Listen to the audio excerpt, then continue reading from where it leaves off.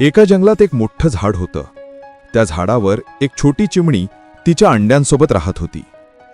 एके दिवशी जोराचा वारा सुटला आणि चिमणीची अंडी खाली पडली. तेवढ्यात तिकडे एक मोठा हत्ती जात होता. त्याने अंडी पडलेली पाहिली आणि रागाने पाय आपटला. हत्ती म्हणाला, माझ्या वाटेत काय पडले हे?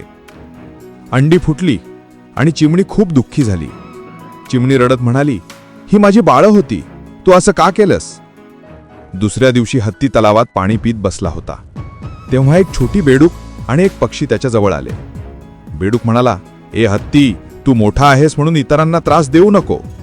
पक्षी म्हणाला, हो, सगळे जीव महत्वाचे आहेत. हत्तीने हसत त्यांची थट्टा केली. हत्ती हसून म्हणाला, मला काही होत नाही, मी खूप मोठा आहे. तेवढ्यात अचानक हत्ती दलदलीत अडकला. तो घाबरला आणि मोठ्याने ओरडू लागला. हत्ती ओरडला, अरे मदत, मी अडकलोय. चिमणी, बेडूक आणि पक्षी त्याच्याकडे धावत आले. त्यांनी मिळून हत्तीला बाहेर काढण्यासाठी प्रयत्न सुरू केले. चिमणीने इतर पक्ष्यांना बोलवलं.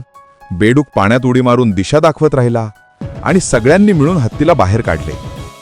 हत्ती खूप लाजला आणि हळू आवाजात म्हणाला, माझी चूक झाली, मी मोठा आहे, पण त्यामुळे इतरांना दुखवण्याचा हक्क मला नाही. या कथेमधून आपल्याला हे शिकायला मिळते की शक्ती मोठी असली तरी मन मोठं असणं जास्त महत्वाचं आहे.